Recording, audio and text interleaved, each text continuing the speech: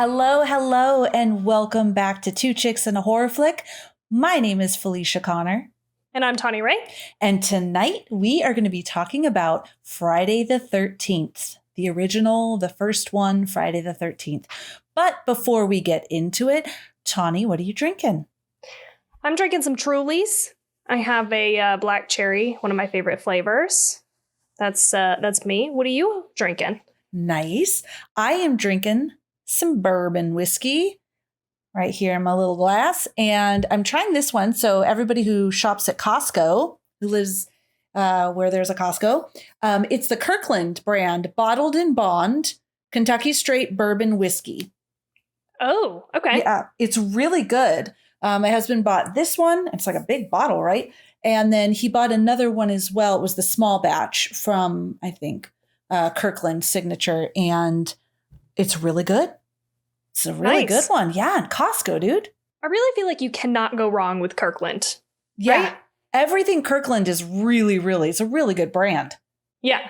Even the Kirkland vodka is good. And it's really? Giant. It's giant. Oh, I bet. Yeah. Yeah. It's so good. All right. I also have my water, but holler. Shout out to the water. Before we get into what we're watching, we wanted to do a shout out, right? Oh, yeah. We got a Patreon shout out. So this is for Jessica. And Jessica, she said, because I asked, like, do you have like a hot take or anything? And she was kind of like, oh, I don't know, the pressure. But she said, your podcast is the closest thing I have to discussing movies with my friends since no one in my life shares my love of horror. I just thought that was really, really nice. And I just wanted to say that also because it's like, hey, listen, if you're out there and you don't have friends who love horror, congratulations. We're now your friends. Yes. And we love horror. So if you want to talk to anybody about it, talk to us. You can message us on Instagram. You can send us an email.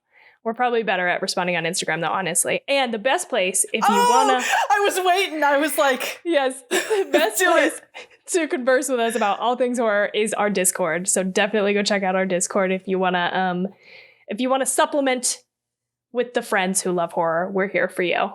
So, but thank you, Jessica, so much for your Patreonage. We appreciate it. Thank you for supporting the show. You're awesome. Yes, absolutely. And if anyone is interested in joining our Discord, the link is in our bio on our Instagram page. Look at this.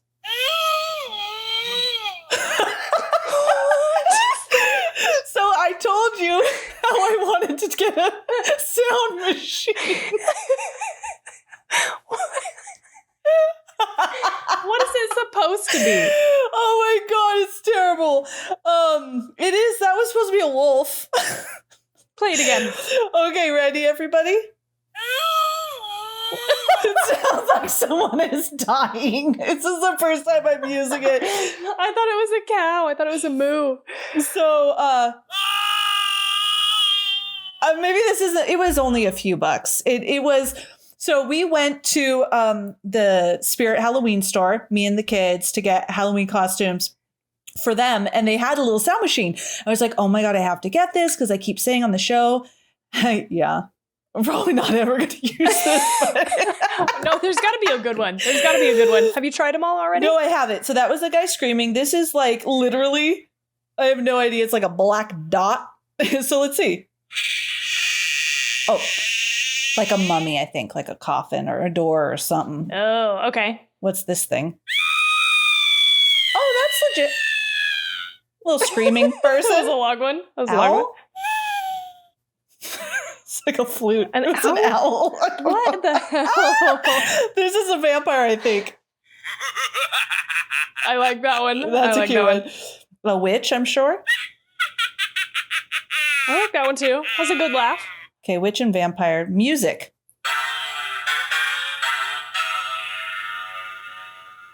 All right. That's classic. Last is a ghost. Or a UFO, maybe. But I was like, oh, I need to get an applause one. And I was researching to try to get a good one, but this was there, so I grabbed it. I appreciate it. And we... Oh, Lord. Ugh. We should use those laugh ones. Those are good. Yeah, those are good ones. I'll do my best to remember. What have you been watching or listening to? Oh God, not much else to report, really. We literally just started watching that Squid Game show today. Oh, what do you think? We're only like halfway through the first episode, so I have very limited feelings on it, except I already really, really like the characters and I cried a little bit. So I feel like that's a really good sign. And I'm just like, what is it about South Korean filmmaking? What is it about that just makes these characters so immediately likable? Like within the first 25 minutes, I'm fucking invested and I don't want this person to have anything bad happen to them. You know, that's I'm really like, good.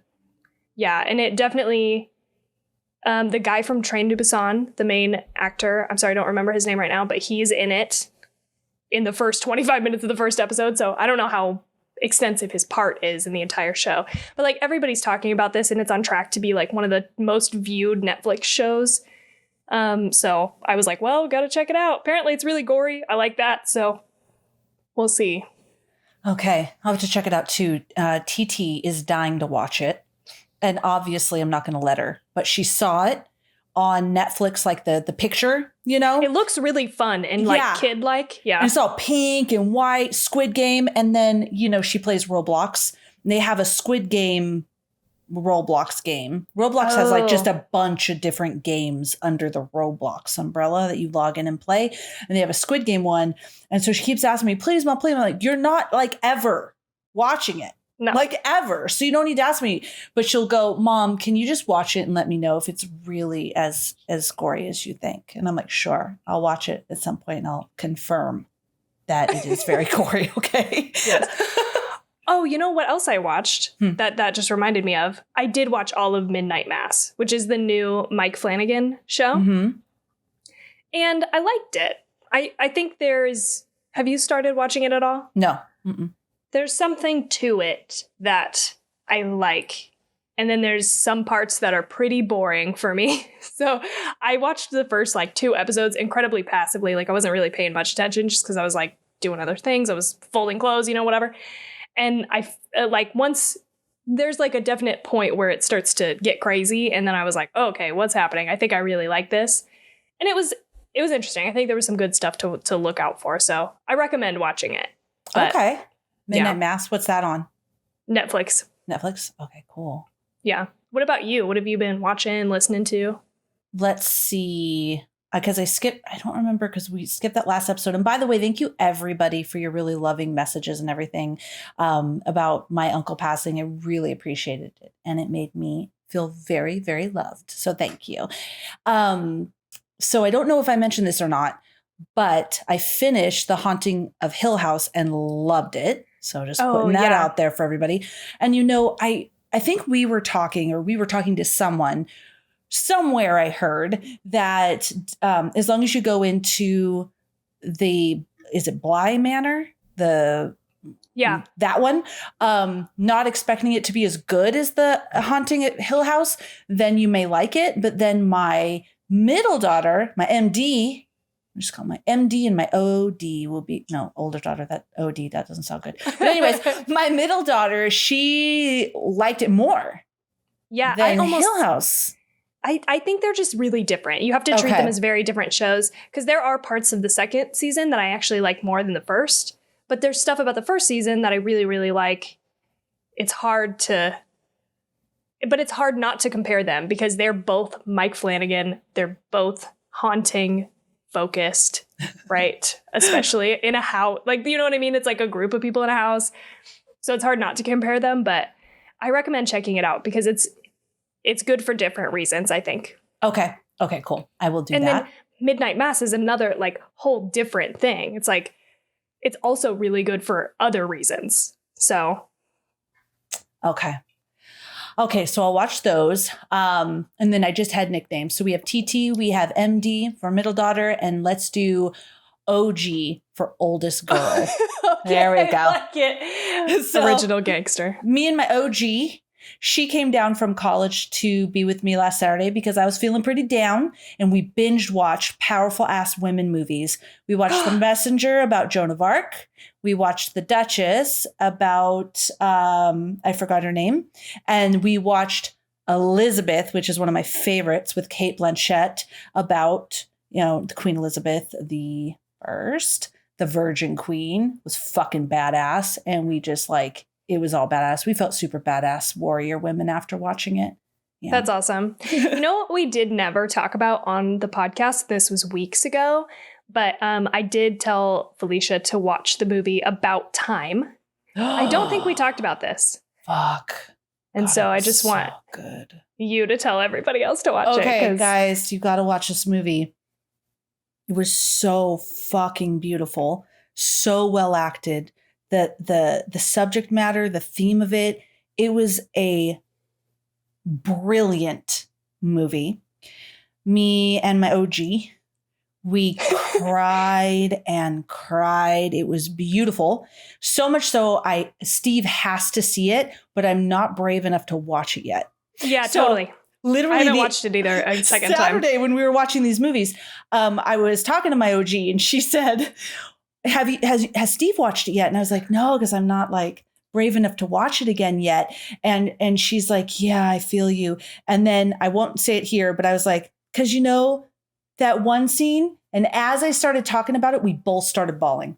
Oh no. And so it's so good. Just go, be brave, watch it. And it's just such a great movie, Tawny. Thank you for recommending that. I'm glad that you watched it. Paige is the one who, Paige and Trevor are the ones who made me watch it. And it's one of those movies that it doesn't seem to be super well known. It wasn't a major blockbuster movie or anything, but it is so, so, so good. And it's one of those things that I'm forever grateful for them recommending it to me. Yes. So I tried to tell everybody to watch it too. And then I was like, shit, this is on Netflix. You should watch it. I don't know if it's still on there. Maybe hopefully it is. It is. Okay. It's one of those movies that can be life-changing if you let it or give you a new perspective on things. So it's definitely worth a watch. Awesome. I also wanted to tell you, because this has just been a lot of time to contemplate and just really think about life and the way we're living it, especially because my uncle was just so full of life. If you ever asked him, how are you doing? He would always say, never been better. And that was something a lot of people were talking about. And he was just so fun and full of life and always happy and positive. To the very end, he was talking about what he was going to do next year. So it was really awesome. And I just wanted to say, because I'm getting mushy, is how grateful I am for this podcast. I was for you. This podcast that we do together, because I was scrolling through, I'm look at all the shit we're doing. Look at our posts. Look at the people that we've met and are connected to, and our listeners and all the love they show us. And I was super excited. And then my daughter, my OG, texted me. She had told a couple of her professors about the podcast. And I'm sweating. I'm sweating. Keep going. Her one professor emailed her that she listened to our podcast, and she said, it is pretty incredible. Her professor said that I listened to your mom's podcast, and that podcast is pretty incredible. Wow. Okay. Hopefully that's a good thing. It is pretty darn incredible. No, she meant it she was impressed. Okay. By it. It was pretty incredible. And I was like, wow, this is just so awesome. It's just people are liking what we're doing, and we fucking love doing it. I just felt really, really lucky that people love it and we love doing it. There's no better combo. I hope that all made sense. Thanks for giving me a platform. A space to share what I was thinking. No, I totally get it. I've been feeling that way too. I think over this last week, just because we got more downloads on our high tension episode in the first 7 days of I think any of our episodes ever. And I was blown away by that. I was like, this is crazy, because this is not a well-known movie. And, just the nature of our podcast, the movies that people have seen and know and talk about a lot, those are the ones that get more downloads, or the ones that just came out, right? So it's to have this like fucking old French, not super well-known horror movie have that many downloads in the first 7 days. I don't know. I was like, maybe either the movie is more popular than I'm giving it credit for, or people are liking what we're doing and they want to listen to us talk about it. And I don't know, that kind of started me just thinking about same thing. Like, this is incredible. The fact that we get to talk weekly and watch stuff and do something that I have loved my entire life, horror movies, is really fucking cool. Yeah. It's just like really, really neat. People are embracing it. And yeah, it is really, really neat. Yeah. I love it. Anyway, so thank you all. Thank you for listening. Okay, let's dig in. We are talking about Friday the 13th from 1980, the very first one, and it's our first movie for October. If in previous, welcome to spooky season. Oh, hold on. Wait. Sorry, no, this one. Wait, which one? This one. Yes, that was better. Okay.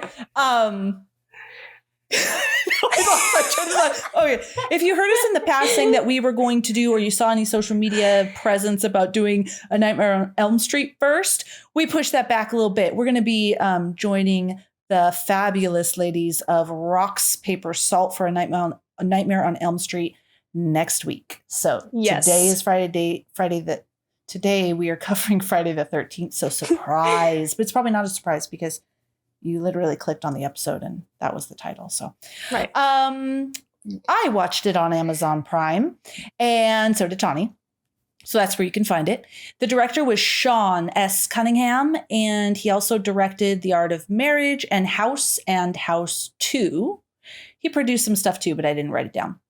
Okay. I was going to say, I think he actually, I was looking from our last episode, Scream, I think he might have worked with Wes Craven, maybe? On Last House on the Left or something? On the House. Does that sound right? On House, yes. Yes. So I'm going to tell you this piece of trivia because you said that. Okay. So I was watching it and we'll get into it, but some of the, acting, I was like teasing a little bit. Yeah. And Steve was like, yeah, it's like acting from porno, right? And I have to tell you this. Sean Cunningham cut his teeth in the industry directing softcore porn, and then eventually transitioned into horror with fellow porn aficionado Wes Craven, with whom he produced the 1971 horror classic Last House on the Left. But he produced it. That's why I didn't write it down as a director. But yeah, he produced it with him. Well, that explains a lot about the tone of this movie. Yeah. Feeling very porny. So it helps, right? Yeah. Okay. The budget though was, so I think we need to take this into consideration. It was $550,000. Wow. Okay. The box office was $59.8 million. Wow, really? Yes. And I think opening weekend was in the high 30 millions. Okay. That's shocking. It's amazing. They made so much money. And from what I read and researched, everyone was pretty shocked. Like, well, I'll just tell you, like, Sean Cunningham was doing it to pay bills, just to make some money to pay bills. The actress who played Mrs. Voorhees, so Betsy Palmer, was like, she did it to buy a car and figured it's fine. No one will ever watch this. Oh my God, that's so funny. Most notable performance. So I think a lot of people were kind of like, we'll make some money, no big deal. And then it became what it became. It was like beyond there. Oh, even the writer, same thing, was just trying to make some money. Let's make some money, and didn't have any idea of what it would become and how much they would make off of this movie. That's really interesting, and actually has been a theme in my week, because when I was doing research for Scream, I think it was Kevin Williamson sat down to write Scream, and he was like, I hope I'm remembering this correctly because I'm not on my regular computer and I don't have my notes to look at, but I think it was like he went to do that because he needed some money. Like he just had run out. I hope I'm not mixing up movies or people. And then today I was listening to, so this is my other shout out of things that I've been listening to. Eli Roth's History of Horror podcast just launched season 3 today. So I didn't even know that was a podcast. Sorry. Yeah, it's incredible. I highly recommend. I like, there's so much good, and he like interviews so many good people. The one with Megan Fox is incredible because she talks about, you know, her Jennifer's Body experience and after the fact and all of that, and her life now, and it made me really, really love and appreciate her. I started the one today with Jamie Lee Curtis, and she is incredible. There's just something about her that is so, I don't know, I love authentic her. Mm-hmm.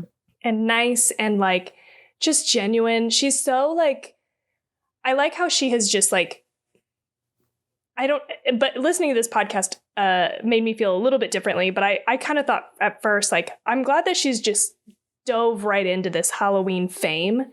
And her mom was the woman from Psycho. So like she was talking about like, I know from my parents what it's like to go into something and just be like, it runs away from you and you don't want to do that thing because you don't want to be like typecast and stuck in that thing. But like, I love how she's just really dove into Halloween and like the legacy of it and stuff. So she talks about that a lot with him, at least so far that I've listened to. But she talks about too how she only got paid like $8,000 or something from doing Halloween, right? I think we talked about this on our episode, which is almost a year ago. Holy shit. And then, but she was like, after that, it didn't get as much traction as quickly as you would think it would have. So she was like, I did like the next 3 or so movies, 3 to 5 movies for little, like each one was incrementally higher amounts. But she was like, I was just doing it for the paycheck. It wasn't like I did Halloween and I thought, you know what, this is it. I'm diving right into horror. This is going to be my thing. I'm going to stick to horror movies. She was like, it didn't happen that way. I just needed money. It's just interesting. It's like, you look at all of these examples, and even though you're doing something for money, it doesn't mean that it has to have like no artistic merit, you know? Yeah. And I love that about her, that she didn't get typecasted. Like, she's a phenomenal actress and has done, I can't think of a movie she's done that I didn't like. Like, I love her in all of her movies. Oh my God, what's that one with Arnold Schwarzenegger? Dude, she was so I don't good know. in that. Okay, anyway, sorry. I digress. Probably a lot of people are shouting out what that one is. It's like true or whatever. Anyway, that is really awesome. I too like, because often when I'm reading about different actresses that were in these horror movies, including Betsy Palmer, I don't know anything. I'm not talking shit about her. I'm just saying she was really like, I don't really want to be identified with that horror movie. It seems like Jamie Lee Curtis really embraced, because when I feel like if you are the big actress in the movie and you're kind of like horror, right? You're kind of putting all of us down, all of us people who love horror. And Jamie Lee Curtis is like really embracing us all. I feel she embraces us all. She embraces Halloween. And to bring it back to this movie, I don't know much about her, but Adrienne King, I went to her Instagram today just because I was curious. I was like, what has she been up to? This is my one tiny piece of research that I did. And the last like 18 pictures of her that she's posted on Instagram has been her taking pictures with other horror people or fans at like this setup table. Like, I don't know, it must have been at some convention or whatever for one of the newer Friday the 13th movies. And so she also seems like she has like just totally dove in, right? Like, I'm with it. We're doing it. I'm a horror icon. I'm just going to embrace it. And I'm going to be part of this community. Like, I love that. It's nice. That's cool. I love it. It's like, and how dare you turn that away? Okay. It's like, you would be so lucky to be a horror icon for this community of people who love this genre so much, you know? Yeah. Yeah. You would be lucky to rub elbows with us. I love it. All right. Rotten Tomatoes gave it a 63%. IMDb 6.4 out of 10. Let's go ahead and take a look at the cast, and then we'll get our 2 minutes in the closet with Tawny. So Betsy Palmer plays Mrs. Voorhees. Adrienne King plays Alice. Janine Taylor is Marcy. Robbie Morgan is Annie. Kevin motherfucking Bacon is Jack. Yes. I was so surprised when I saw him. Me too. I was like, wait a minute. Is that fucking Kevin Bacon? Yes. I got really excited. Me too. Oh, that's It made fun. me feel a warmth towards this Me movie that I didn't have beforehand. I was like, oh, little Kevin Bacon. Yes, I loved it. Legit little Kevin Bacon. Like he was someone who died quick. Kevin Bacon, true. you know? Yeah. That was fun. It wasn't like Kevin Bacon, the one that lasts to the end, right? Mhm. That was really cool. Harry Crosby, which is as Bill, which is Bing Crosby's son, by the way. Wait, who is that? Harry Crosby is Bill. Bill. He was the pretty boy with the machete. I believe he's the one that killed the snake with the machete. Okay. With a brown curly hair. I'm just making this thing with my hand and my head shake with the hair. Yeah. I can't pull it up in my head. I don't feel like he was a lot in the movie. That's the thing. Like, yeah, he wasn't as long as some of the other characters. So that's all I got for you. Is he the first one that died? The first one who went to the cabin? Yeah, I think so. Maybe. Oh, no, that was the jokester guy. There was too many kids. Oh, there was too many kids. Not the jokester guy. That was Ned, and Ned was played by Mark Nelson. Okay, sorry. Keep going. So sorry, Bill, Harry. I have to Google you again to refresh our memories. Laurie Bartman was Brenda. Peter Brower was Steve Christie. So the blonde guy. And guess what, everybody? Ari Lehman was little Jason that pops out of the lake. Is Ari Lehman. Okay. Yeah. I mentioned that because he wasn't on the cast list for like IMDb and stuff. Oh, so okay. I was like, who plays this little Jason, little decrepit Jason? All right. We are done with that. And now it is 2 minutes with Tawny. Are you ready? Are you ready for 20 seconds with Tawny? I am ready for 20 seconds. A very simple story. Tawny's not feeling. I'm just kidding. I'm not ready to make out for 2 minutes in a closet. That's what I was trying to say. 20 seconds is all you get. Okay. 1 year after the drowning of Jason Voorhees at Camp Crystal Lake in 1957, 2 camp counselors are murdered. After that, the camp closed down and didn't open back up until 20 years later, I think, hopefully that's correct, when Steve Christie, a descendant of one of the original owners, decides to open it back up. A group of new counselors arrive, and one by one they begin to be isolated and murdered by a mysterious stalker. When Alice is the last girl standing, Mrs. Voorhees shows up and tells Alice that it was her son who died because some counselors were off having sex. She attacks Alice and starts speaking as if she is Jason. Alice cuts off her head, and the police find her in a canoe in the lake. Alice is pulled into the lake by Jason and wakes up in the hospital to realize they haven't found any evidence of him. She mentions that he's still out there, obviously setting up the inevitable sequels. So, Tawny, what'd you think about this movie? I don't know. I was pretty I didn't hate it, but I was pretty fucking bored, if I'm being honest. You should know, if this is your first time coming to our podcast, that slashers are not my fave. I find them pretty boring most of the time. And so I just was pretty bored. And so overall, it was okay. The thing that I like about this movie is the story and the idea and the fact that this killer is a woman. All those things I love. Aside from that, it's pretty fucking, I don't know. But it is really low budget. And it does feel like it's the first outing for all of these people. So I have to give it some kind of credit. That's kind of where I landed. I didn't hate it. Didn't love it. What about you? I feel the same. I didn't hate it. I didn't love it. I liked it more than Creepshow. Okay. Just kind of head down to the movies I looked at for my rating. but maybe my new inspired lease on life and feeling good. Like I enjoyed watching it, but I was like laughing, and you know what I mean? I wasn't bored, which is great. I wasn't bored. I was kind of curious and I think because in my mind, I was like, this is iconic and this is like a classic. So I was looking forward to watching it. And it was funny because of just the acting and stuff like that. And so I couldn't say I loved it. But I had some fun watching it.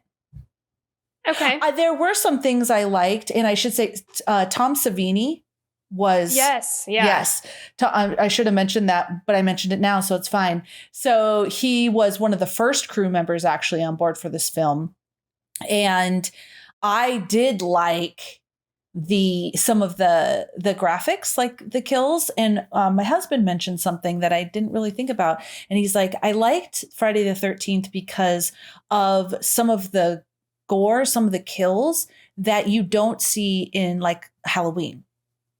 Yeah. You know, and so there was some creative different ways that people had died that you don't see that in Halloween is what he remembered from it. Yeah. So, that's how I felt. So I think we'll have a fun conversation, even though like we didn't love it. I think there was some nice aspects about it. And I did have a fun time watching it. Thank God it was only an hour and a half, because if this was like, oh yeah, let's try to push this to 2 hours, that would not have been fucking good. Because I have to say that last sequence, that's when I started to feel like it was dragging, you know, the one with Adrian and Mrs. Adrian. Yeah, dude. It was Alice like, and Mrs. come Voorhees. I was like, yeah.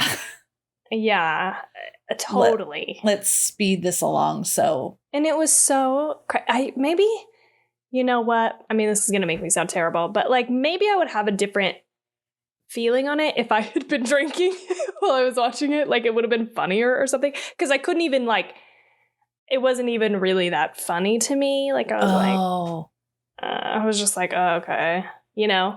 Yeah. But I see what you're saying, because that whole sequence of them fighting at the end, I like how let's just jump straight at to the end end now. There we Whatever. For them fighting, the choreography is like amazingly bad. I'm laughing thinking about it. Thinking about Mrs. Voorhees when Yes. Alice hit her and she goes, into the mattresses, the stack of random mattresses. Yeah, totally. I was like, okay, that was convenient. That was funny. It's just way over, like, I don't even know what the right word is, but their gestures are just, it's like first time combat actors. You know what I mean? Like they're like, whoa. Yeah. Like just throwing their body at half speed. She's grabbing her right, and she's like, oh, and her body is just like tight, and then she tosses her, and she, yes. It's just fucking great. You know, one thing I do want to mention, so the softcore porn meets theater. This is what the movie is, and the reason I say that is the majority of these actors were theater actors. They went through a theater. That makes a lot of sense. Yeah, Broadway show theater agent to get the actors. So a lot of them have never done film or movies or TV before. They've done theater, which actually made me feel better, because some of the stuff, like, I just was, well, first of all, let me back up because I interrupted you. No, you keep going. Okay. I'll take that. I'll take that free pass to keep going. I was wondering, why do people talk like this? Like, for example, where's the cook? I don't know. But if you think I'm going to cook for you, you've got another thing coming. Like, why do they all sound like they're in like fucking a 50s commercial about ovens? Like, I don't know. It's just like this overacted, the way they said shit. And I'm like, did people talk like that just like in normal days? Like, I think we've talked about this before. Like, they just tell me, Or when she was down by when the guy Ned shot the arrow, and she's like, "Oh my gosh, are you crazy? Oh, you are trying to kill me!" Like, it's so over the top. And then I thought, maybe in theater you are loud and you are very enunciated and you are very. I don't know. Maybe that was the porn, the porn and the theater married. Yeah, it's interesting to piece apart what is porn and what is theater. But I get what you're saying. That actually makes me feel a lot better about it too, because it was very like overacted, and just the physicality of it was like over the fucking top. When what's her name, Alice, when she takes off running into the woods, and she's the only thing you can see because she's wearing a white blouse in a completely black forest. So, and she's running like this. Her arms in the air. Yes. I was like, what the fuck? What are you doing? It was too much. And I agree. I actually wish I would have written down some of the dialogue that I was like, what the fuck are people saying to each other? It was like, I wish I would have written it down. The examples. But I did write down in general, not great dialogue. Like, the dialogue is really, it's like it doesn't connect. There were several moments that were just like when that guy was like, "Hey now, like, a man's not made out of stone." This is that first scene from 1958. I'm like, what the fuck is that supposed to even mean? Like, I don't. What? I thought, and I missed it. I thought he said, I'm glad you said that, because I thought he said, "It's not made out of stone." And I'm like, is he not hard? I know, but like, is he not hard yet? Is that why he's saying that? That's so weird. It's like the opposite of what is supposed to be happening. I don't know. You would want it to be like stone, sir, I think. Oh, shit. Okay, so he said a man's not made to be. Okay. I think, yeah. And the point is, like, you can't expect me to not want to have sex right now. Yeah. Okay. It was. So his wiener schnitzel was fine. I thought he might be having some. No medical problems. Yeah.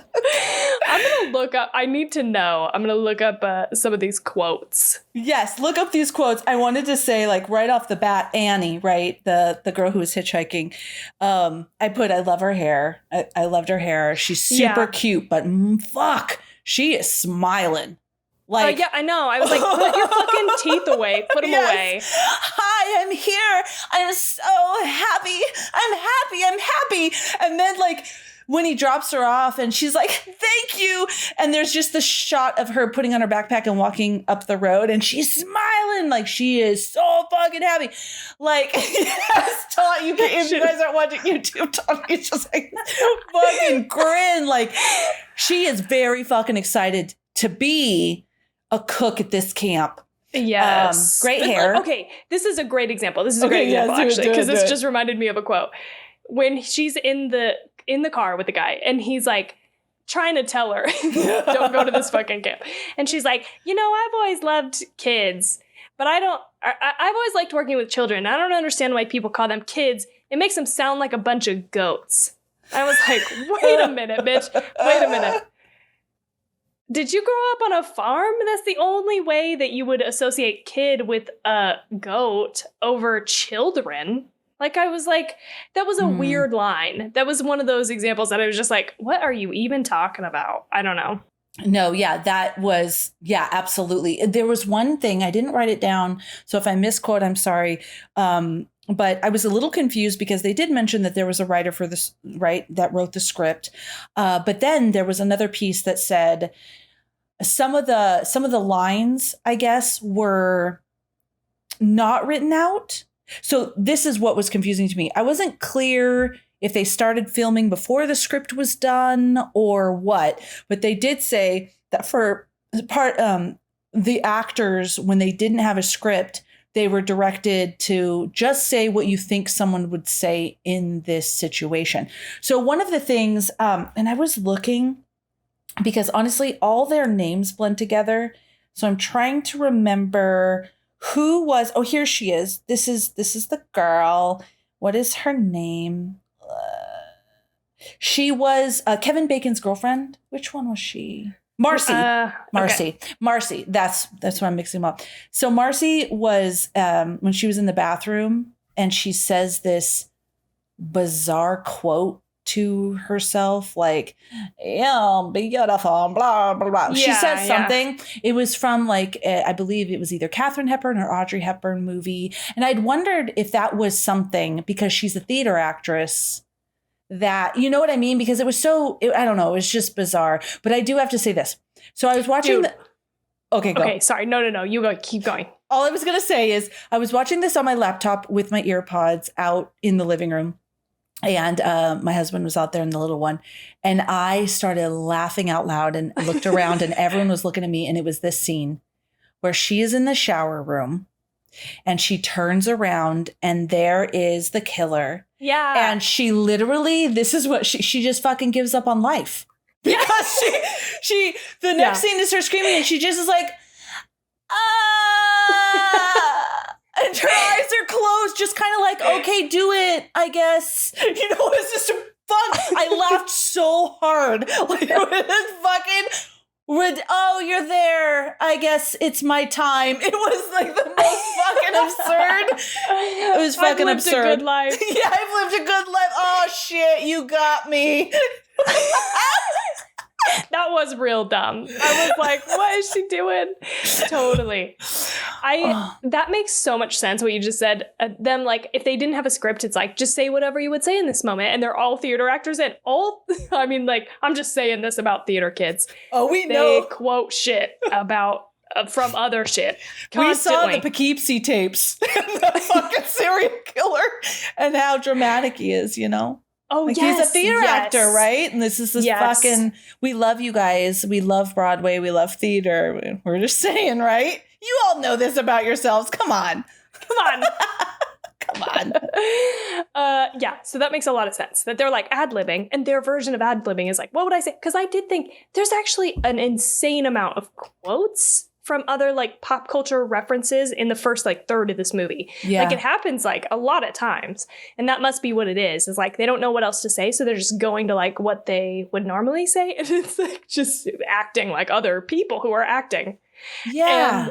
And I was like, sure. It didn't bother me in the movie. In fact, I think it lended more credibility than the acting. Does that make sense? Like, oh yeah.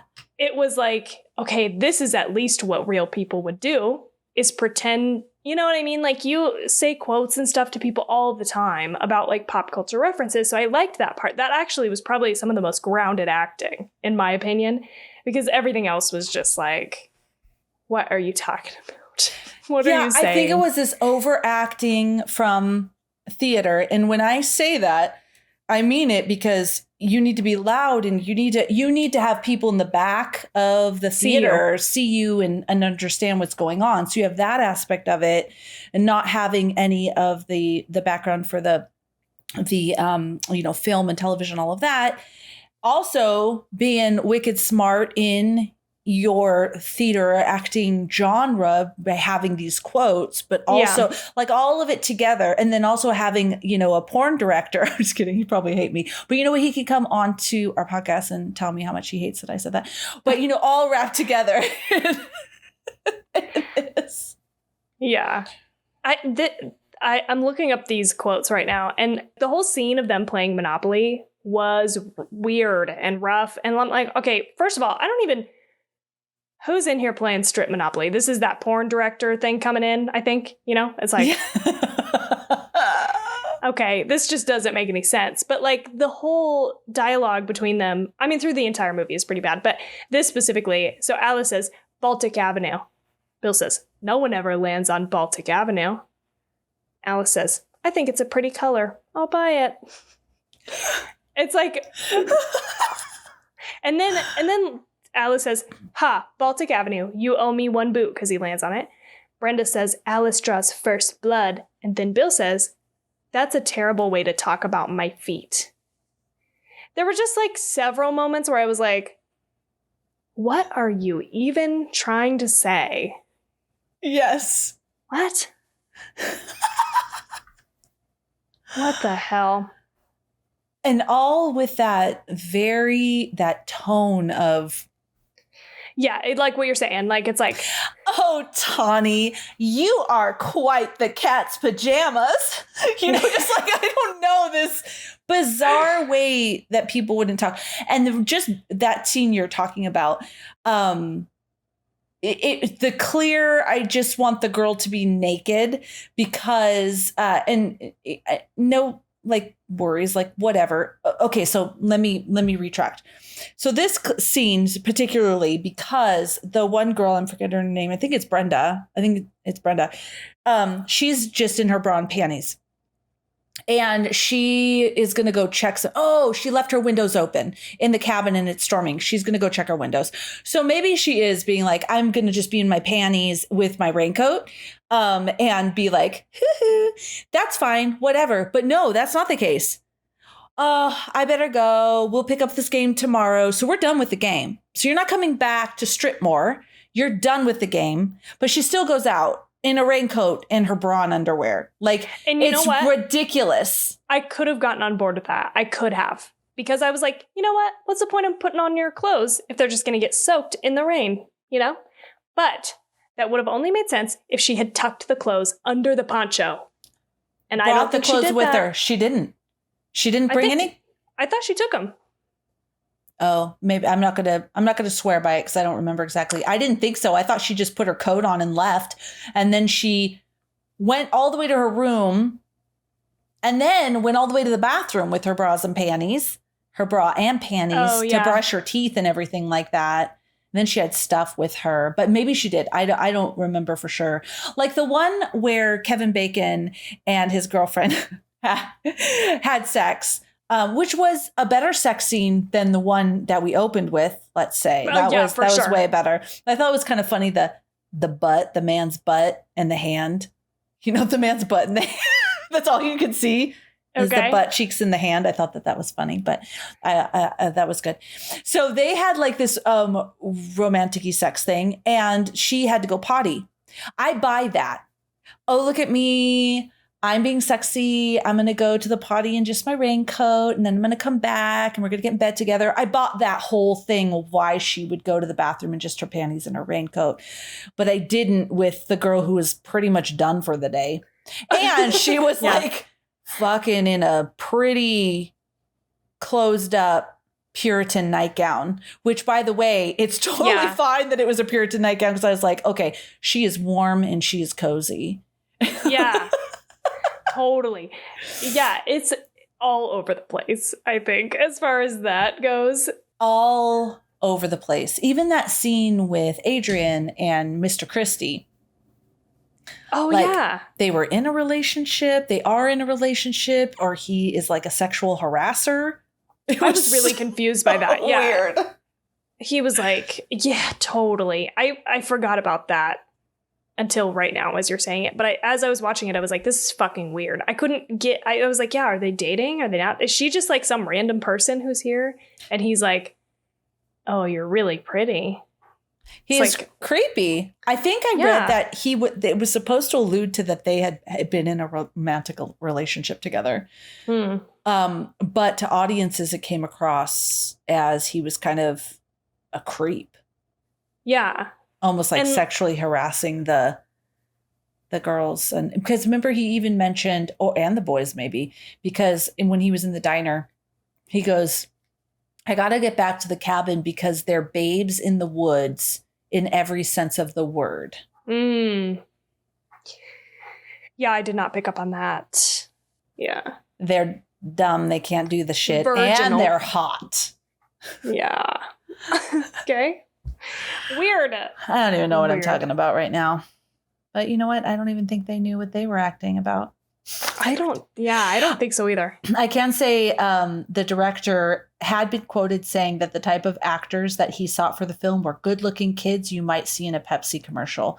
So he didn't really care about their acting ability. Mm-mm. That makes sense. So I was kind of wondering, and I Googled it a little bit, and I'm not sure. I think it's going to take a little bit more research, but like, I wonder why there is so much focus on nudity in horror films in general. Is it just because they felt that that was the audience? We're just going to be a bunch of young guys that would want to see nude girls, or that is the audience, or because it's horror, kind of like some big names were from, also had ties to like the porn industry. I'm just curious. I don't mind nudity and sex. I love it. It's great. I like it, especially when it makes sense. Yeah. You know what I mean? Like Kevin Bacon and his girlfriend, Kevin Bacon and Marcy, two wrong names, but like that whole thing was believable, and I understood it. And then, you know, like the very opening scene felt really obviously ridiculous and pushed and pressured and kind of just super silly. But anyways, that was, I don't even know where I'm going with this. Because I haven't drank and sex. whiskey in a long time, and now I am. But yeah, I wonder why it was. That's why by the way, I've never seen this movie before. This was the first time. And I think because that's what I associated with. Really bad acting and nude women. And that's it. And that's what I thought horror was, honestly, besides Halloween. And that's why I loved Halloween so much.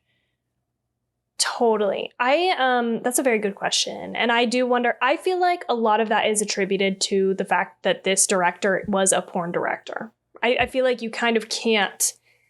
Once you said that, I was like, fuck, that makes a lot of sense, because we got a lot of naked women in their panties. Like, it's everything that everybody talks about for the first fucking 20 minutes in this movie is about sex or like hitting on women or whatever. Yeah. Like, Annie walks into the town and she's getting like weird fucking comments from the guy who gives her a ride, which didn't make any sense. I'm like, why would you get in a car with this guy? Whatever. All of that was really like, I also don't mind it if it's for a purpose, but it really felt gratuitous in this movie. Like, it was like, okay, fucking come on, though. One thing, though, that did surprise me is this was like voted the most nude scenes in a horror movie. Like back then, the most nude scenes. And I kept thinking, were there any nude scenes? I don't think I saw any nipples at all. Did I? I don't think so. I don't think we saw any. So was nude. I think there was like one time, and it was there was after a guy's booty, right up close with a hand. I keep going like this with my hand because that's literally she just kind of grabbed his booty cheek. Oh, what was the other? There was lots of bras and panties. I think it was Kevin Bacon and Marcy laying there after they had sex. I think you see a little nip, just a little nip. Okay, just a little bit of nip. Yeah, because the rest, like, I honestly don't consider nude because it's so funny. Honestly, what's the difference between a woman's bikini and bra and underwear? You know what I mean? And they were all in their bra and under. Yeah, exactly. And it wasn't like they were in like mesh bra where there was like some nips going on, right? It was fucking pasties. No, it was legit, or like the bras that only go underneath the boobs. I'm getting crazy. I'm going towards bondage. No, I'm just joking. But seriously, like that's the thing, is I don't think there was a lot of like, you know, nips. You didn't see a lot of nips, but there were a lot of like unnecessary nude scenes. So maybe that's why people felt like it was, because even I felt like nude, right? Yeah, why are you in your panties right now? Like, I just get some fucking clothes on. It's cold as fuck. Those cabins are janky as fuck. Like falling apart. Dirty, nasty shit. Shame on the parents that send their kids there. Yes. This is so disgusting. Even like there's a moment where Kevin Bacon is laying there after she goes out to go to the bathroom, and I don't know if you caught this, but there's like blood drips on the pillow that they were like laying on, and I'm like, oh God, like I don't no, thank you. I don't want to be. I mean, they obviously didn't notice it, you know, but it's like. Even in the opening scene where there was the teenagers and then there was a cabin full of children, right? Yes. That cabin was nasty as fuck.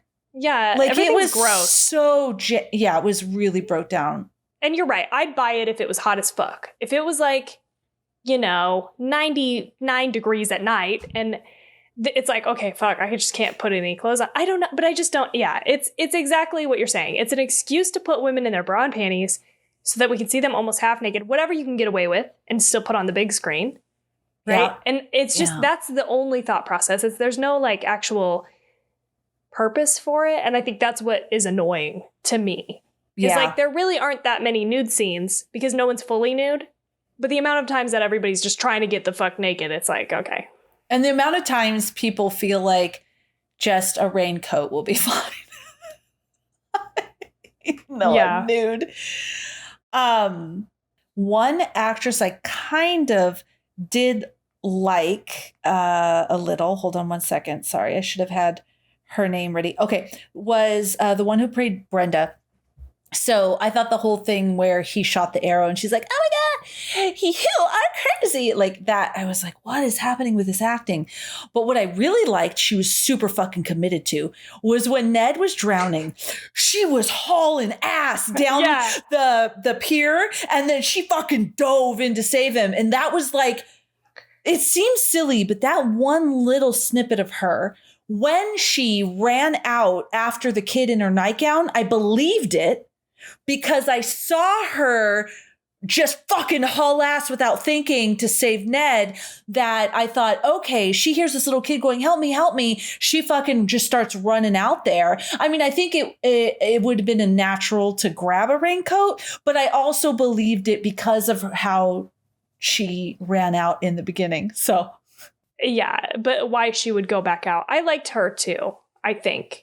Yeah. It was really hard to like any of the kids, I'm going to be honest. Yeah. I liked Kevin Bacon because I knew he was Kevin Bacon. Yeah. And I was like, that was about it. Everybody else, honestly, I was like, kill him. I don't care. Kevin Bacon, so if you think about it, I feel did the best acting in this, even though he didn't have a lot. There was a moment where he was talking with Marcy, you know, and she was telling him about nightmares and stuff like that. And he was pretty good. And then he goes on to have a great career. Even Jamie Lee Curtis in Halloween, although maybe there's some decisions you'd make different, she was pretty good. It wasn't like her friend who was just like overly sexual and I don't know. And they go on to have careers. So this says something there.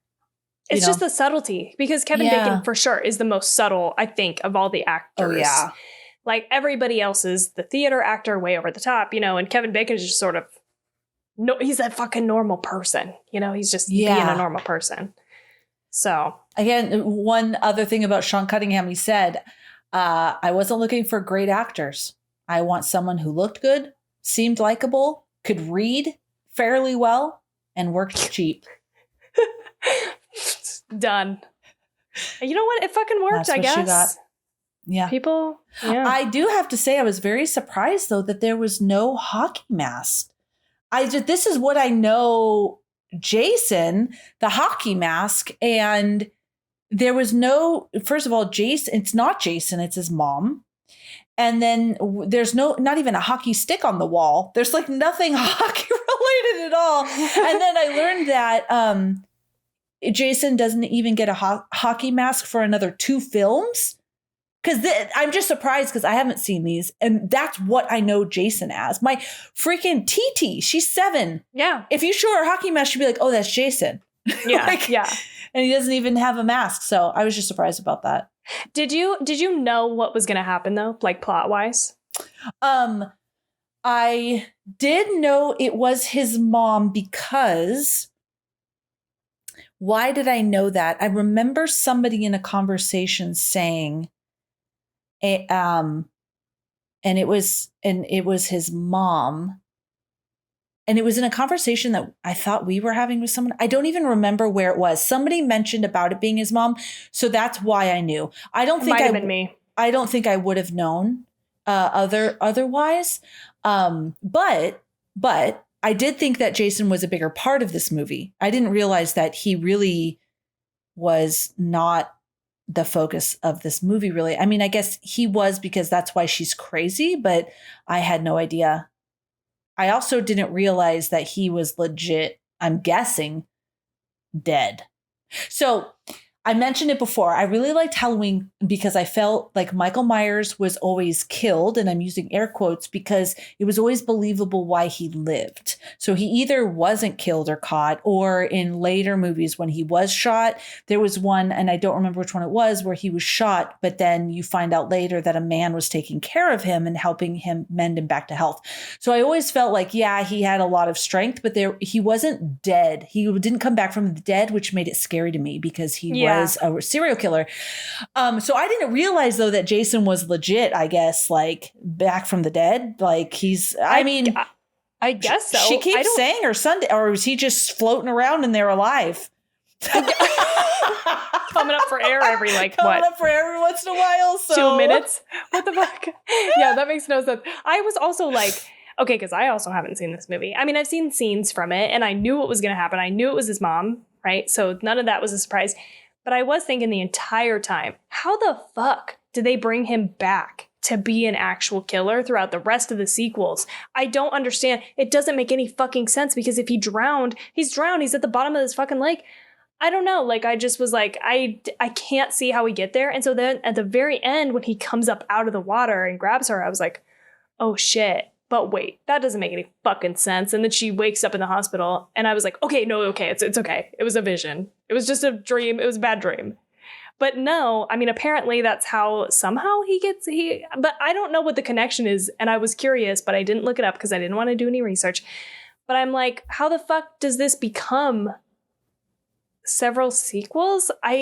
Did you find anything? Usually we don't do this. Usually we don't spoil the next couple movies. Yeah.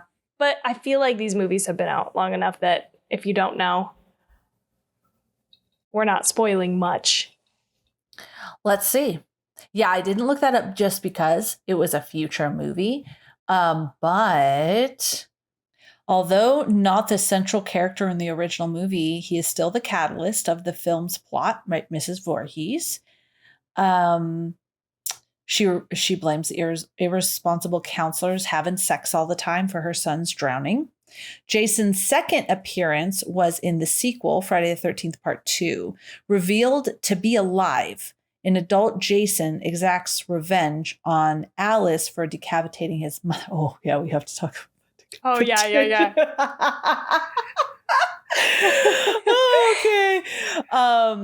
Okay. For decapitating. And then Jason returns to Crystal Lake, living there as a hermit. So he didn't. But how did he survive? Yeah. And so I want to know logistics. Why was she so mad and killing everybody if he didn't actually die? Well, maybe she thought he did and she didn't know. As a child, he just looks like he's floating under the water, yanking girls in out of canoes and like living. Why didn't he go to his mom? It makes no sense. Why didn't he run over to his mom and go, no, Mom, I'm alive. It's okay. No, I'm just going to live. I'm just going to, as a little child, almost drown and then go live in the forest as a hermit and make my mom think that I'm dead and she's killing people because she thinks I'm dead. Now I'm going to kill people because she's dead. Yeah, it doesn't make sense. It does not make a lot of sense. Yeah, the whole time I'm like, what the fuck? How the fuck are they going to connect these to anything? I don't know. But then the end, you feel like, okay, we set it up for some sequels, right? Like they had to have known we're going to have, there's going to be a trajectory here and we're going to plan for that. But I like no seeds were planted. Not enough seeds were planted, I should say, in this movie that I was like. Yeah, I 100% agree. Like, and I watched a little bit of the trailer for Friday the Season fucking Friday the 13th Part 2. Where did that's it. I don't even know where I got season. I almost said season.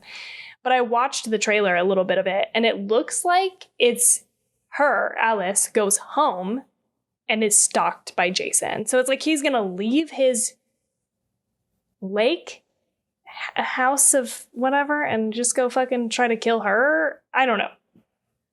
It's a stretch. It's a stretch. Yeah, I think it's a stretch. I didn't watch the trailer. I did want to move into watching that second one because I was just curious. How is he a zombie? Like, not zombie for what we know zombies, but like, back from the dead. Yeah. Or is he alive? If he is alive, then I think the mom couldn't have said he almost drowned because of these irresponsible, because then we would know he was alive still. So like, yeah, but she still may not know. Yeah. Why would she, if he almost drowned, keep it a secret, make everyone think he drowned just to prove a point about irresponsible sex heathen teenagers. Yeah. No, it starts to fall apart. And actually, that's one of the things that I really appreciate about this movie, and I think is probably its strongest point, is the fucking motivation. Like, I love one of the things, and I can't remember, I'm sure I said this actually in our episode on Halloween. The thing that I don't love about Halloween is that there is no motivation. It's just like, this guy is bad. And I just don't love that. I don't think it's as strong as it could be. But this movie, you've got a woman who has lost her son due to very specific circumstances that she attributes to these teenagers going and having sex when they should have been watching her son. And she's pissed. It's vengeance, you know? And y'all know I love revenge. And so she's out to kill these camp counselors because she doesn't want to start the camp back up. It all makes sense. And it makes, you know what I mean? I like that. There's a very easy to understand motivation. I love that. Yeah, so I agree. When you take away that of her, I don't think it makes sense. And so the only way that it makes sense in my mind is she doesn't know he's alive. Like he comes so back weird, to life later. Maybe he's lived. Just floating there until he didn't have amnesia because he knew who his mom was, because that's his whole vengeance, right? That's true. It's just like, why wouldn't he go to his mom and say, Mom, I'm not dead. It's okay. No, you know what? Fuck it. Fuck them. I'm going to go grow up to be a killer hermit and let my mom think I'm dead. It doesn't make sense. Yeah. So another part I laughed so fucking out loud for was the acting of Alice. Right? That's Adrian. Alice. Yeah. In the fucking canoe at the end. Yes. God, it's so fucking great, the ridiculousness of it, because she's in there and then she's just looks and there's this fucking ridiculous music, like House on the Prairie romanticized music. And then the cops pull up and she looks up and then she strokes the water. I'm like, I understand you've been traumatized, but this is so absurd. It's so fucking absurd. But because of the absurdity, it was so absurd. I was laughing. I'm like, this is fucking is dumb. This acting is dumb. Like you would be like, oh my God, let me tell you what happened. Not, you know, it's just like so dumb. But then he comes up and it did startle me. It did startle me. Yeah. And so I was like, oh shit, that little kid's in there in the water. And then she wakes up in the hospital. I'm like, oh, he's not in the water. And then it's her acting debut of the boy. He must still be out there. And I'm like, okay, so he was in the water. Yeah. And there we go. Yeah. Yeah, you don't know. It's really like, it's not explained. The cops are like, we pulled you out of the water, which made me think that entire scene was like made up in her head. Like maybe it was, I don't know. It just was weird because it's like, you wouldn't say that as a cop.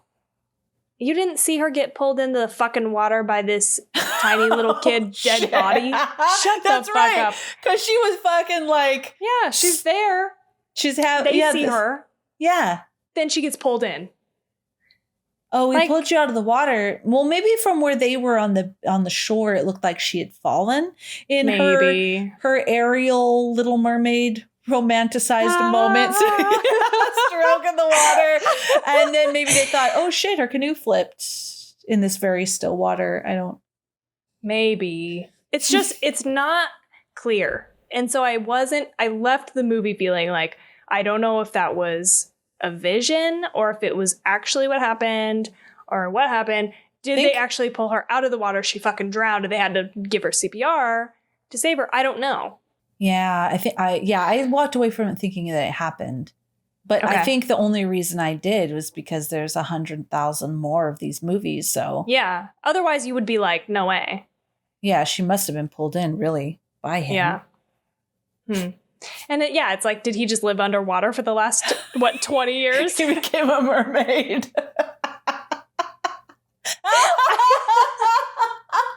Yes. I do like all these. He just lived under the water. His mom didn't know. He just became this fucking Sub creature. I don't even know what I'm talking about.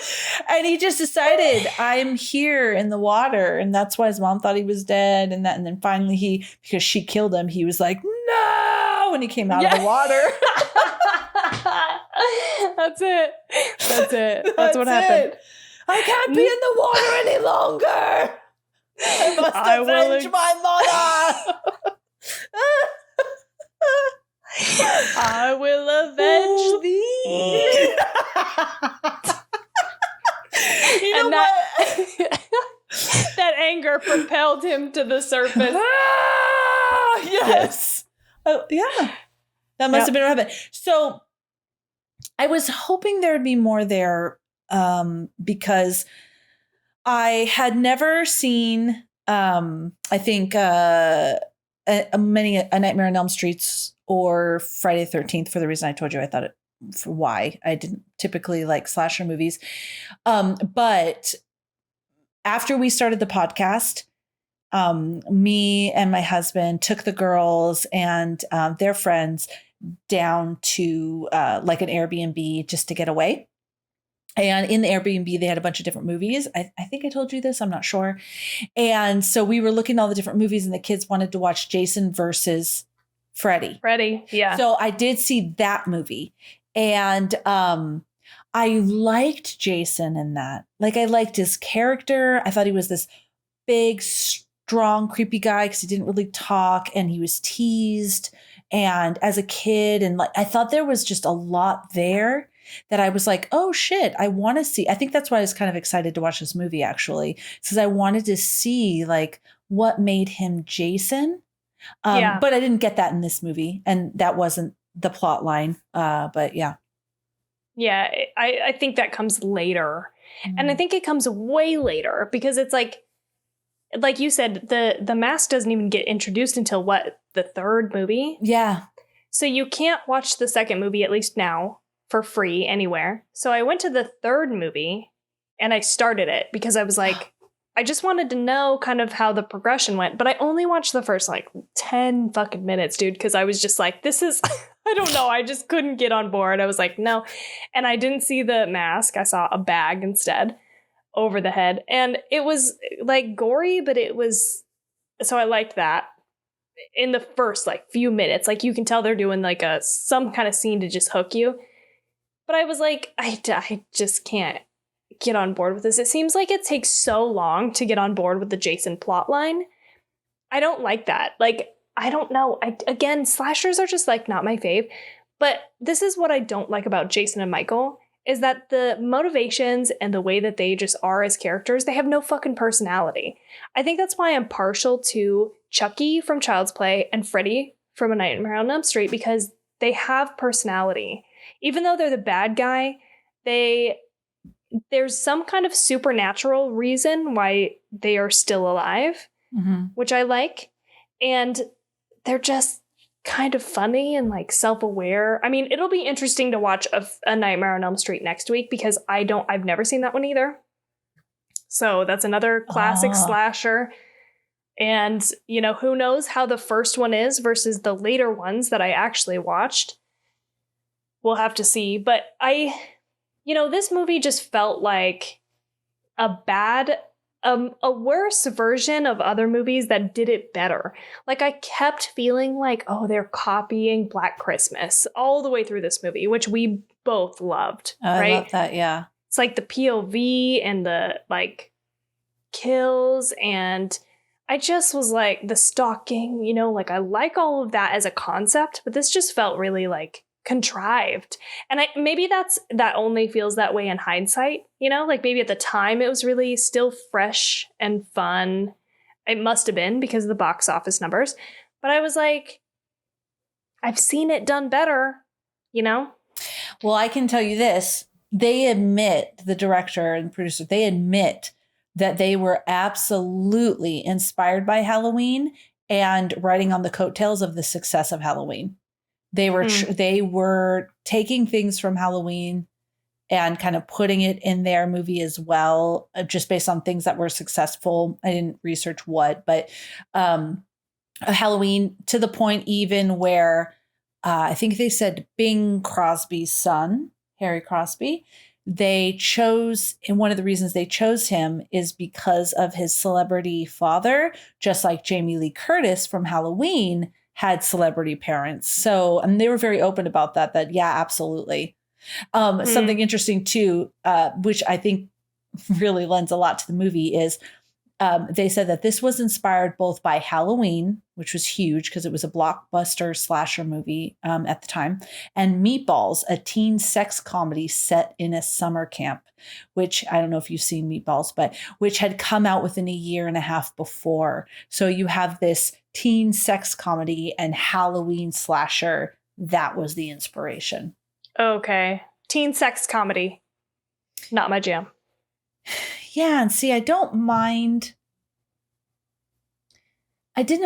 Halloween, even though, like, yeah, the babysitter, she spills stuff on her clothes and she's washing it and walking around in her panties and underwear. But I don't know, for me, and it could just be because I'm impartial because I love Michael Myers, but it made sense. Like the one girl was having sex with her boyfriend in the house and, whatever. And the other one, yeah, it's kind of silly because she's babysitting and she's walking around in her panties and an oversized shirt, but she had spilt wine on her shirt. You know what I'm saying? Like, yeah, you got to wash that wine out real quick or else she can't wear that shirt again.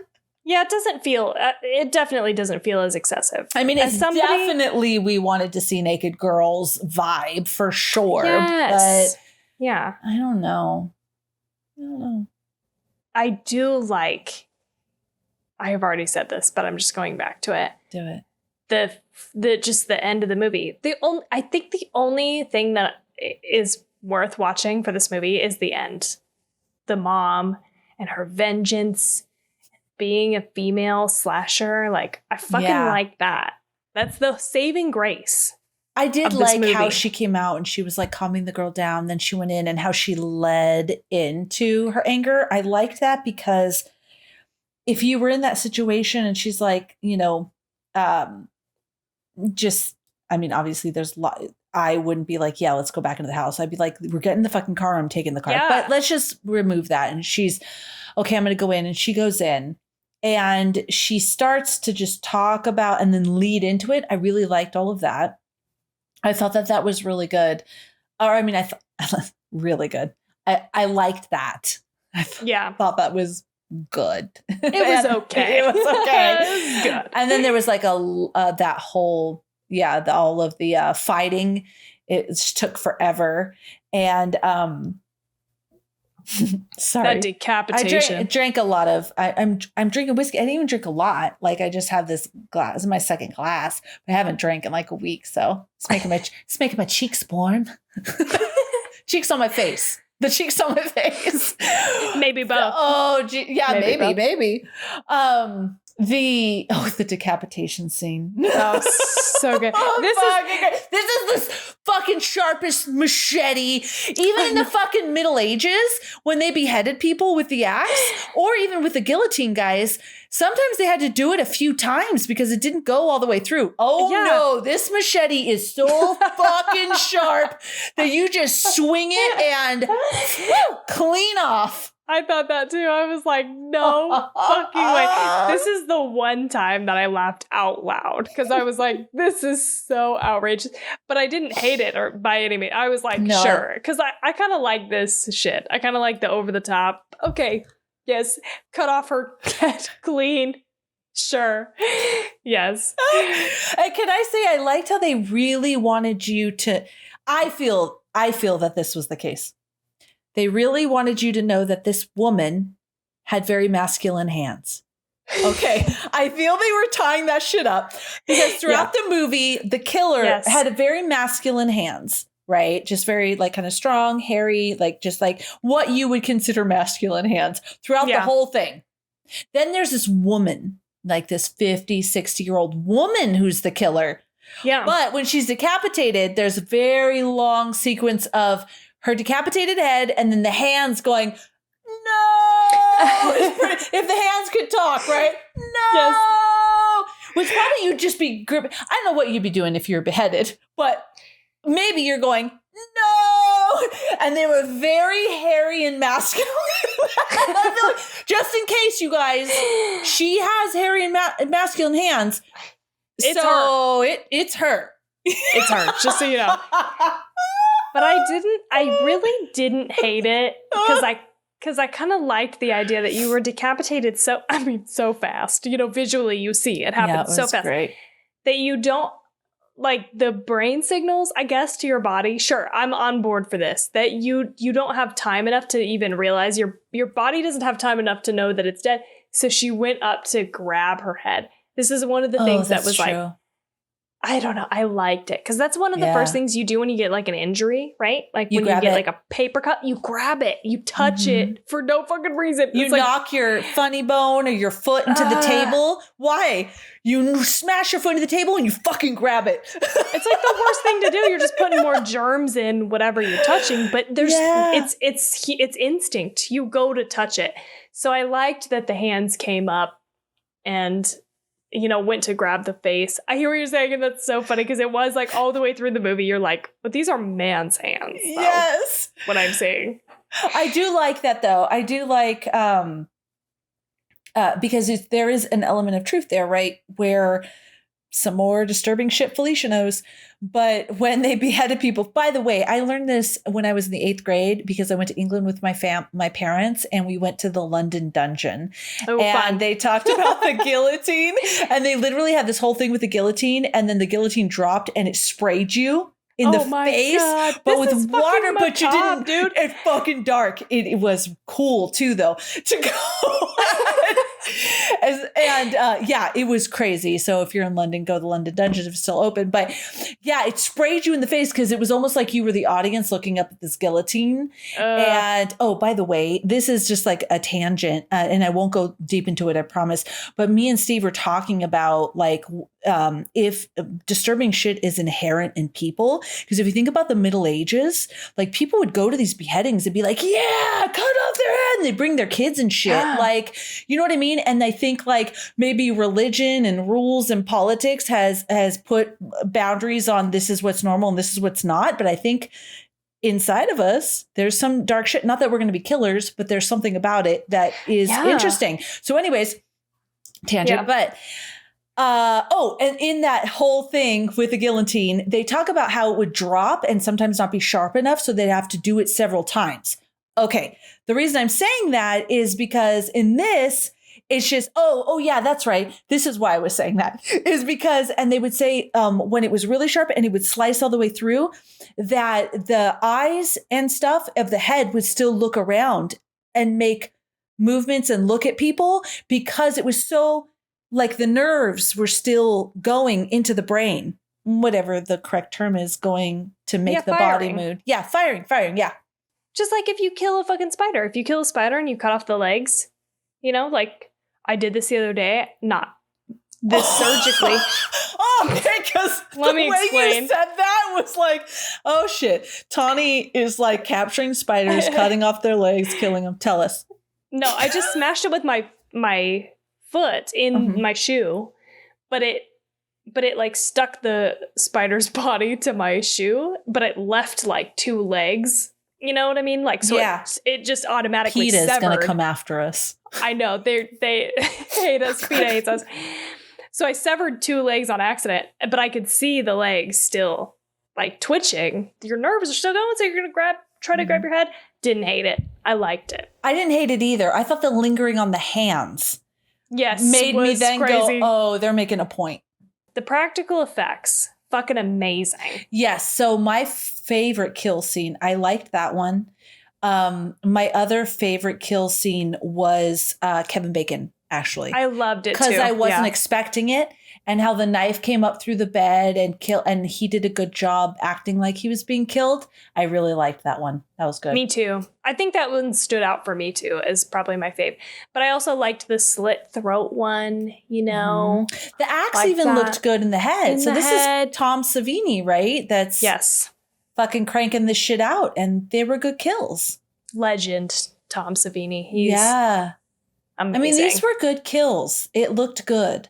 Yeah. When their throats were getting cut, when the axe was in the head, that fucking Kevin Bacon. I loved that scene. And it holds up for like $500,000, right? Because there's no CGI. So it doesn't look dated at all. I mean, obviously, I shouldn't say at all. It looks a little dated because it's an old movie. But the actual gore and the effects of it look real. You know? I liked it. I liked that a lot. That was great. I will tell you one thing, just because you're talking about killing a spider and I mentioned PETA. Okay. Oh, the snake. Tell me. Because I wondered as I watched it. I thought, is this a real fucking snake that they killed? That is fucked. I don't think you can do that. They did. Was it? It was a real snake. Oh, no. It was a real snake. The owner of the snake, they said, was standing by and was crying as they killed the snake. Oh, no. But obviously he or she gave them the snake, right? But was crying and they killed the snake. And it was an addition because Tom Savini actually was on the set. Staying at the camp. Okay. So the majority of all of the cast stayed in hotels in the area, but Tom Savini and someone else, I forgot who it was, actually stayed at the campsite, which was an old Boy Scout campsite. And they were watching old movies. I think Barbarella was one of them on VHS, but anyways, stayed there and he encountered a snake. So he thought, oh, this would be good to add in because, you know, it's realistic. And they actually cut up and killed that fucking snake. It's a real snake. No. Oh, no. Yeah. I mean, I have so many questions. I can't believe that they would kill a real snake. And it was a harmless bull snake, which of course, right? It was accompanied by a handler. Oh, shit.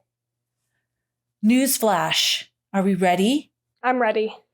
Because of this spontaneous idea from Mr. Savini, the snake, which was a harmless bull snake, was accompanied by a handler who didn't know about the snake's intended fate. Oh, no. He was incredibly upset by the snake's death and had to be held back by crew members after it happened. And some even say he came off crying off camera following the snake's death. He can be heard.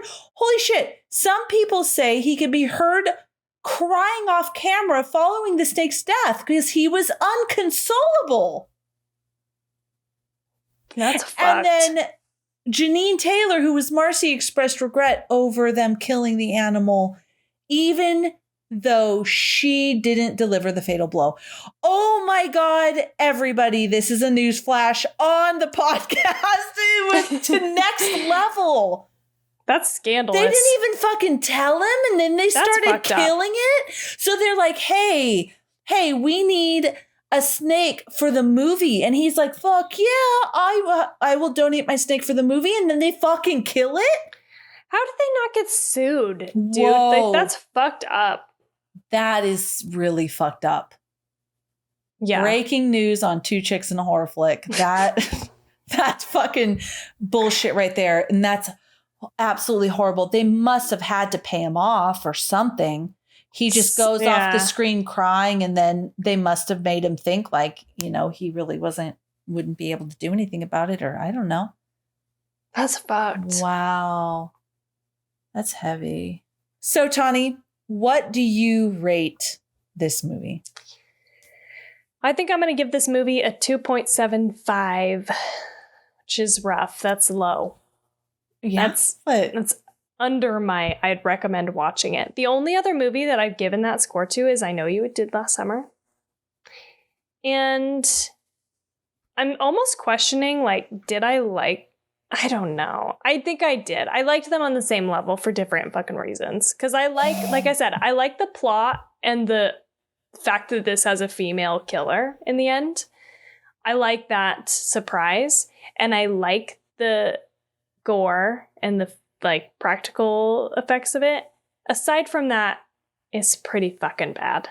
It's like the acting's bad, the dialogue's bad. It does feel sort of gratuitous. Nothing fucking happens for the first hour. I was so bored. And even after shit starts happening, I was pretty bored. So it's not my fave. I'm sorry. I don't love slashers. 2.75 for me. We have a whole fucking month of slashers. But I know. No, this is great. You know what? I have it, and I actually looked ahead of time and considered it a 2.85. Ooh, okay, we're close. Yep. Yeah. I gave it a 2.85. I gave it a higher score than a Sleepy Hollow and Creep Show. Yeah. It was a little less, 10 points less than I Know What You Did Last Summer, which I was surprised. I must have, I don't know. I was having a good day there with that movie. But Insidious, it was higher than Insidious, which I stand by because I just remember being disappointed with that. So yeah, that was the score I give it because it wasn't like good acting, but it made me laugh. It wasn't the intention of the movie though, but no. And there were things like I liked the practical effects, like you were saying. I liked I did like the storyline. Yeah. Like the purpose of her killing and stuff like that. So yeah, I gave it a 2.85. You can get me with the story, dude. Like, that's the thing is, like, I think our hierarchy is different. I think, Felicia, you obviously, story is important to you. But acting is, I feel like paramount. Like, if the story's good, but the acting is fucking bad, you're like, no way. Yeah. I'm the opposite. I'm like, if the acting's bad, but the story is great, I'm willing to be like, sure. Okay. I can see where this should have gone if you had better acting or better directing or better dialogue, whatever. I can excuse it. So it's just like, whatever is your prioritization of things, right? Yeah, I feel that.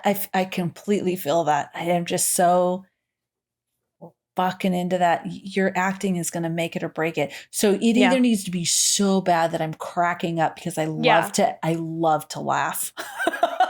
Yes. Or I love you and you're getting a 5 because it was fucking out of the park. Amazing. Yeah.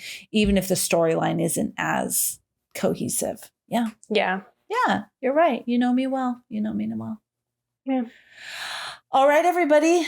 This was fun. I loved being back with Tani. I missed her. And this was a whole lot of fun. Next week, we will be with the fabulous twosome to the absolute duo. That's what I was looking for. Duo. The amazing duo of Rocks, Paper, Salt. So please go check them out and get your Sleepwalker kit. We should have mentioned that in the beginning. We collaborated with them and they've created an amazing Sleepwalker cocktail kit. So all you need to do is grab your favorite alcohol and then create an amazing cocktail. So do that along with us for our next episode, which will be A Nightmare on Elm Street. And that will be next week. So awesome. So all of the details about how to order your kit, how to listen to episodes, what's coming next, everything is on Instagram. Our link in our bio sends you everywhere that you could possibly find us. If you happen to be a Twitter lover, we are at 2ChicksHF. Everywhere else, we are at 2 Chicks and a Horror Flick, the full name. Find us there. And also, like we mentioned at the beginning, we love engaging with people. So join our free horror community on Discord.